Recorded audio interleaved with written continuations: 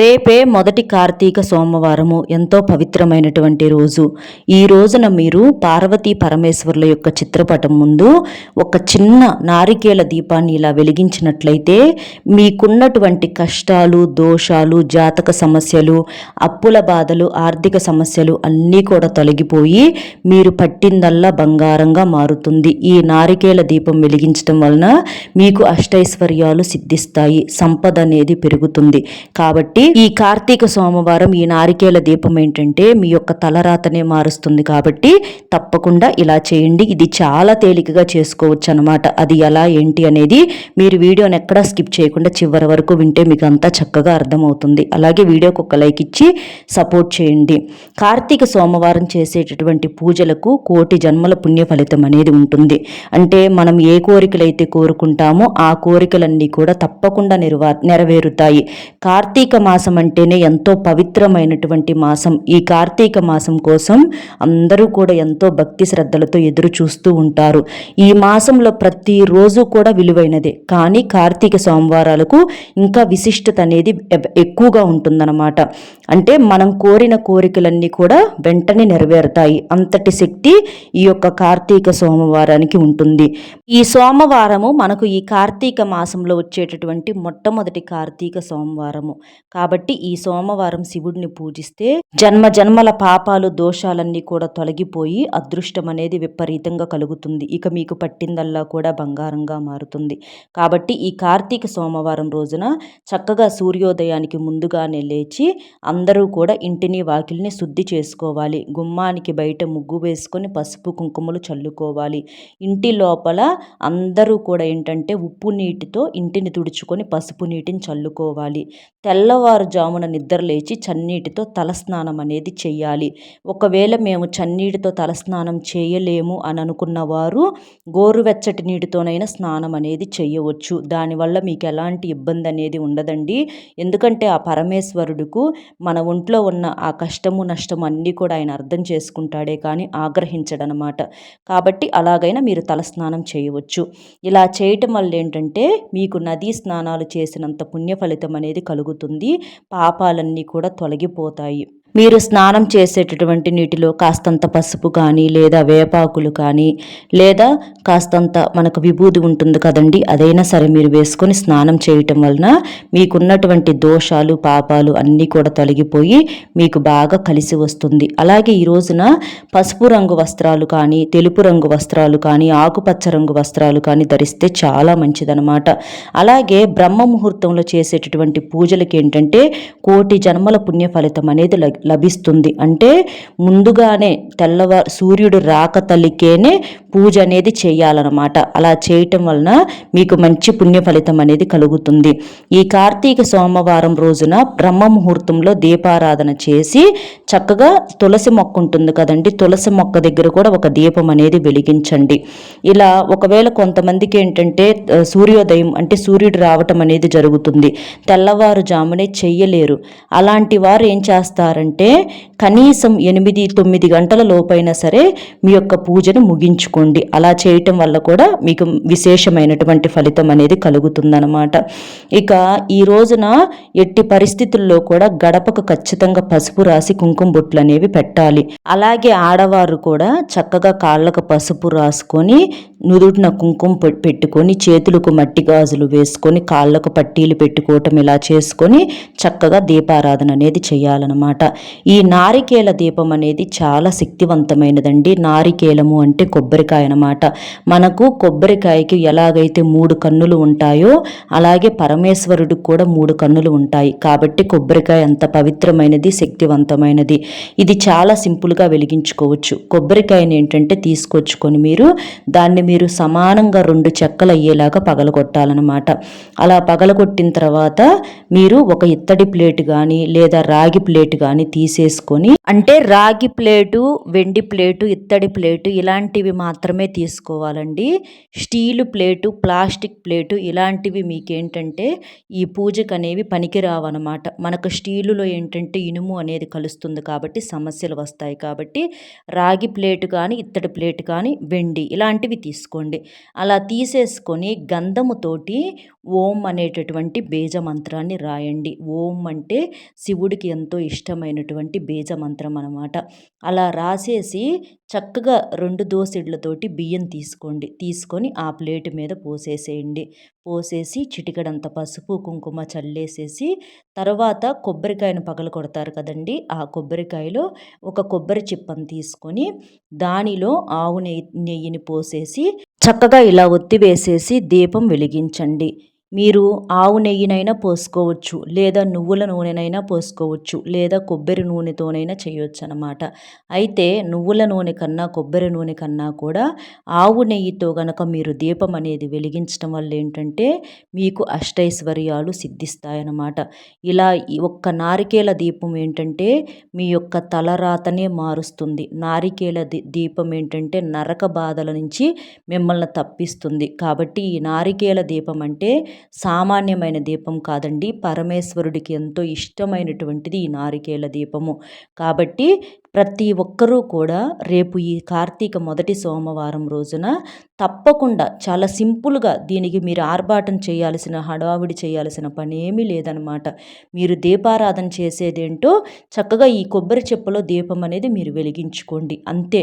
ఇలా చేయటం వలన అన్ని రకాల దోషాలు, పాపాలు, జాతక దోషాలన్నీ తొలగిపోయి కూటికి లేని వారు కూడా కోటేశ్వరులుగా మారతారు. ఎంతమందో కూడా అలా మారారనమాట. అంత శక్తివంతమైనది ఈ నారికేల దీపము. మనకు కొబ్బరికాయలు నీళ్లు ఉంటాయి కదండి, ఆ నీటిని మీరు శివయ్య ముందు నైవేద్యంగా పెట్టొచ్చు అనమాట. అలా పెట్టి తర్వాత వాటిని మీరు ప్రసాదంగా స్వీకరించండి. ఇలా చేయటం వలన మీకున్నటువంటి దోషాలు మొత్తం కూడా తొలగిపోతాయి. అలాగే పరమేశ్వరుడికి ఏంటంటే తెలుపు రంగు పుష్పాలతో పూజ చేయండి, లేదా గన్నేరు పుష్పాలైన వాటితోనైనా చేయొచ్చు. అంటే శివుడికి ప్రీతికరమైనటువంటి పుష్పాలు జిల్లేడు పూలు, గన్నేరు పూలు, శంకు పూలు, నందివర్ధనం పూలు, పారిజాతం పూలు, తామర పువ్వులు, ఉమ్మెత్త పువ్వులు ఇలాంటి పువ్వులతో గనక చక్కగా మీరు శివుడిని పూజిస్తే మీ యొక్క పూజలకు కోటి రెట్ల పుణ్య ఫలితం అనేది లభిస్తుందన్నమాట. ఇలాగా చక్కగా స్నానం చేసేసి భక్తి శ్రద్ధలతో, నియమనిష్టలతో ప్రతి ఒక్కరూ కూడా తప్పనిసరిగా ఈ నారికేల దీపాన్ని వెలిగించండి. ఇలా వెలిగించడం వలన మీకున్న బాధలన్నీ కూడా తొలగిపోతాయి. కొబ్బరికాయలు త్రిమూర్తులు కొలువే ఉంటారనమాట. కాబట్టి ఈ కార్తీక సోమవారం రోజున ఎవరైతే నారికేల దీపాన్ని వెలిగిస్తారో అలాంటి ఇళ్లల్లో సుఖ సంతోషాలకు, అష్టైశ్వర్యాలకు లోటు అనేది ఉండదు. అప్పుల బాధలు తీరుతాయి, ఆర్థిక బాధలన్నీ కూడా తొలగిపోతాయి. అయితే మీరు కొబ్బరికాయను పగలగొట్టేటప్పుడు చక్కగా ఆ పరమేశ్వరుడికి మీ యొక్క మనసులో కోరికను చెప్పుకుంటూ ఆ కొబ్బరికాయను సమానంగా పగలేలాగా పగలగొట్టుకోండి. అది మాత్రం మీరు చూసుకుంటే సరిపోతుందన్నమాట. అలా కొబ్బరి చెప్పులో ఏంటంటే ఆవు నెయ్యిని పోసేసి మీరు 3 ఒత్తులు విడివిడిగా వేసేసి 3 ఒత్తులతో అట్లా మీరు దీపం అనేది ఆ పరమేశ్వరుడి ముందల వెలిగించి మీరు గనక కోరిక చెప్పుకుంటే మీకు ఎంతటి కోరికైనా సరే, కొండంత కష్టమైన మీ యొక్క తీరని మొండి కోరిక ఏదైతే ఉంటుందో ఆ కోరిక అనేది తప్పకుండా తీరుతుందన్నమాట. ఎందుకంటే ఈ దీపం ఏంటంటే సాక్షాత్తు ఆ పరమేశ్వరుడికి చెందుతుంది. కాబట్టి చక్కగా ఇలా చేసేసేయండి. స్వామివారికి నైవేద్యంగా అంటే పాలతో చేసిన పాయసం అవ్వచ్చు, లేదా ఒక చిన్న బెల్లం ముక్కైనా పర్వాలేదండి, లేదా 2 అరటి పండ్లైనా సరే ఆ తండ్రికి మీరు సమర్పించండి. అలా చేయటం వల్ల మీకు చాలా మంచి జరుగుతుంది. ఓం నమ శివాయ అనే మంత్రాన్ని చెప్పుకుంటూ చక్కగా పూజ అనేది చేసుకోండి. అలా ఈ నారికేల దీపం వెలిగించిన తర్వాత దీపానికి కూడా చక్కగా హారతి ఇచ్చేసి అక్షింతలు తలపై మీరు వేసుకొని 3 ప్రదక్షిణలు చేసి శివయ్యకు చక్కగా నమస్కారం అనేది చేసుకోండి. మీ యొక్క కోరికలు తప్పకుండా నెరవేరుతాయి. ఇది నమ్మకంతో వెలిగించాల్సినటువంటి దీపం అన్నమాట. ఒకవేళ నారికేల దీపం వెలిగించడం మాకు కుదరలేదండి అని అనుకున్న వారు మీరు మామూలుగానైనా సరే పిండి దీపాలు వెలిగించుకోవచ్చు, లేదా మట్టి ప్రమిదల్లో దీపారాధన చేసుకోవచ్చు. ఈసారి సోమవారం ఎప్పుడైనా చేసుకోవచ్చు. ఎందుకంటే మనకి ఈ కార్తీక సోమవారాలు ఇంకా ఉంటాయి కాబట్టి అప్పుడైనా మీరు చేసుకోవచ్చు అనమాట. ఇబ్బంది అయితే ఏమీ లేదు. దానివల్ల మీరు కంగారు పడాల్సినటువంటి అవసరం అయితే అస్సలు లేదనమాట. మట్టి ప్రమిదలో మీరు దీపారాధన చేసినా కూడా మీ యొక్క పూజకు మంచి ఫలితం అనేది ఉంటుంది. మీకు ఆరోగ్యం సహకరించి మీకు శక్తి గనక ఉండగలిగే శక్తి ఉంటే ప్రతి ఒక్కరూ తప్పకుండా ఉపవాసం ఉండే ప్రయత్నం అనేది చేయండి. చక్కగా ఉదయం అంతా ఉపవాసం ఉండి సాయంత్రం నక్షత్రాలను చంద్రుడిని చూసిన తర్వాత భోజనం అనేది చేయండి. ఈ రోజున మీరు ఉపవాసం గనక ఉంటే ఆడవారికి మాంగళ్య బలం అనేది పెరుగుతుంది. మగవారికి సమస్య లేదన్నా ఉంటే తొలగిపోతాయి. ఉపవాసం ఉండలేని వారు పాలు పండ్లు ఇలాంటివి తీసుకొని మీరు ఇలాగైనా ఉండవచ్చు అనమాట. అలా అంటే భోజనం అనేది ఒక్కటి చేయకుండా పాలు పండ్లు ఇలాంటివి తీసుకొని ఉండవచ్చు. ఇబ్బంది అయితే ఏమీ లేదు. అలాగే మీరు వండుకునేటటువంటి కూరల్లో ఏంటంటే మసాలాలు అంటే ఉల్లిపాయలు వెల్లుల్లి ఇలాంటివి ఎట్టి పరిస్థితుల్లో కూడా వేయమాకండి. ఎందుకంటే మసాలా వేసినా కూడా మనకు అవేంటంటే నాన్ వెజ్ తిన్నటువంటి ఆ ఫీలింగ్స్ ఒక రకమైనటువంటి అంటే బద్ధకంగా ఉండటం ఇలాంటివన్నీ కూడా జరుగుతూ ఉంటాయన్నమాట. ఇక నాన్ వెజ్ అనేది అయితే పొరపాటును కూడా దగ్గరకు రానియకూడదు. అలాగే ఇంటి గుమ్మం ముందల కూడా 2 దీపాలు వెలిగించండి. ఇంటి గుమ్మం ముందల దీపాలు వెలిగించినట్లయితే మీకు బాగా కలిసి వస్తుంది. చక్కగా సాయంత్రం 6 దాటిన తర్వాత కూడా పూజ గదిలో దీపం అనేది వెలిగించుకోండి. మీకు దగ్గరలో శివాలయం ఉంటే చక్కగా శివాలయానికి వెళ్ళేసి శివుడికి చెంబుడు నీటితో కానీ పాలతో కానీ అభిషేకం అనేది చేసేసి చక్కగా అక్కడ కూడా మారేడు దళం మీద దీపం వెలిగించి ప్రశాంతంగా ఒక 5 నిమిషాలు కళ్ళు మూసుకొని ఏంటంటే ఓం నమ శివాయ అనేటటువంటి మంత్రాన్ని జపించండి. శివాలయంలో దీపాలు తప్పకుండా రేపు వెలిగించే ప్రయత్నం అనేది చేయండి. చాలా మంచిది. ఎందుకంటే ఈ మొదటి కార్తీక సోమవారం రోజున శివాలయంలో ధ్వజస్తంభం దగ్గర 365 ఒత్తులతో దీపం వెలిగిస్తే చాలా మంచి ఫలితం అనేది కలుగుతుంది. అలాగే కార్తీక సోమవారం నాడు అలాగే కార్తీక పౌర్ణమి నాడు కూడా 365 ఒత్తులతో దీపం అనేది వెలిగించాలన్నమాట. అలా 365 ఒత్తుల దీపం అనేది వెలిగిస్తే విశేషమైనటువంటి ధనలాభం అనేది కలుగుతుంది. మన జాతకంలో ఉన్నటువంటి దోషాలు సమస్యలు కష్టాల నుంచి బయటపడవచ్చు అన్నమాట. అలాగే మీ ఇంటి దగ్గర ఉసిరి చెట్టు అంటే పెద్ద ఉసిరి చెట్టు ఉంటుంది కదండి, ఆ ఉసిరి చెట్టు కింద కూడా మీరు దీపం అనేది వెలిగించవచ్చు. ఉసిరి దీపం కూడా వెలిగించవచ్చు అనమాట. అంటే ఉసిరికాయలు ఒత్తు వేసేసి అలా ఉసిరి దీపం కూడా వెలిగించవచ్చు. ఇలా చేయటం వలన ఈ కార్తీక మాసంలో ఉసిరి చెట్టు దగ్గర దీపం వెలిగించడం వలన చాలా మంచిది. ఉసిరి దీపం చాలా శక్తిని ఇస్తుందన్నమాట. వనభోజనాలు కూడా చేస్తూ ఉంటారు ఉసిరి చెట్ల కింద కూర్చొని. ఇలా చేయటం వలన ఆ శివయ్య యొక్క సంపూర్ణ అనుగ్రహం అనేది కలుగుతుంది. మీకున్నటువంటి పాపాలన్నీ కూడా తొలగిపోతాయన్నమాట. అలాగే ఈ సోమవారం రోజున శివాలయానికి వెళ్తారు కదా, శివాలయానికి వెళ్ళినప్పుడు చక్కగా నందిని తాకి నంది కొమ్ముల మధ్య నుంచి చక్కగా ఆ శివయ్యను చూడండి. అలా చూడటం వలన పాపాలన్నీ తొలగిపోయి మీకు చాలా అదృష్టం కలుగుతుంది. అలాగే కోరిన కోరికలు కూడా తప్పకుండా నెరవేరుతాయన్నమాట. అలాగే ఈ రోజున ఏంటంటే సోమవారం రోజున శివాలయంలో ధ్వజస్తంభం దగ్గర ఆకాశ దీపాన్ని వెలిగిస్తారు. ఈ ఆకాశ దీపాన్ని చూస్తూ నమస్కారం చేసుకుంటూ మీ యొక్క కోరికలు ఏవైతే ఉంటాయో అవి చెప్పుకుంటే ఖచ్చితంగా కోరిన కోరికలు అనేవి నెరవేరుతాయన్నమాట. ఆకాశ దీపం అంత శక్తివంతమైనది. ఇంకా శివాలయం మీకు దగ్గరలో ఉంటే తప్పకుండా శివుడికి అభిషేకం చేయండి. ఎందుకంటే శివయ్య అభిషేక ప్రియుడు అనమాట. ఆయనకు మీరు పాలతో లేదా ఒక చెంబుడు నీటితోనైనా సరే మీరు అభిషేకం చేసి మీ యొక్క కోరిక చెప్పుకోండి. తప్పకుండా మీ కోరిక అనేది నెరవేరుతుందన్నమాట. ఎందుకంటే అభిషేకం చేస్తే ఆయన పొంగిపోతాడు, మురిసిపోతాడు, చాలా సంతోషపడతాడు. మీ శక్తికి తగ్గట్లుగా మీకు ఏవి అందుబాటులో ఉంటే వాటితోటి, అంటే ఏమి అందుబాటులో లేకపోతే నీటితోనైనా లేదా ఆవు పాలతో అభిషేకం చేయవచ్చు, పెరుగుతో అభిషేకం చేయవచ్చు, నెయ్యితో అభిషేకం చేయవచ్చు, చెరుకు రసంతో అభిషేకం చేయవచ్చు, తేనెతో అభిషేకం చేయవచ్చు, దానిమ్మ గింజలతో అభిషేకం చేయవచ్చు. ఒక్క కుంకుమతో తప్ప మీరు అన్ని రకాలుగా శివయ్యకి అభిషేకం చేసుకొని కొలుచుకోవచ్చండి. కానీ కుంకుమ మాత్రం ఇంట్లో పూజ చేసేటప్పుడు కూడా శివుడు నుదుటిన ఎప్పుడూ కూడా కుంకుమ బొట్టు అనేది పెట్టకూడదు. అలా పెడితే మాత్రం చాలా పాపం. ఎందుకంటే శివయ్య ఎప్పుడూ కూడా తపస్సులో ఉంటాడనమాట. మీరు కుంకుమ పెట్టడం వలన శివయ్య నుదుటిన తపానికి భంగం కలుగుతుంది. కుంకుమ ఏంటంటే వేడిని పెంచుతుంది. కుంకుమ పెడితే శివయ్యకు వచ్చేటటువంటి ఆగ్రహం సామాన్యమైనది కాదు.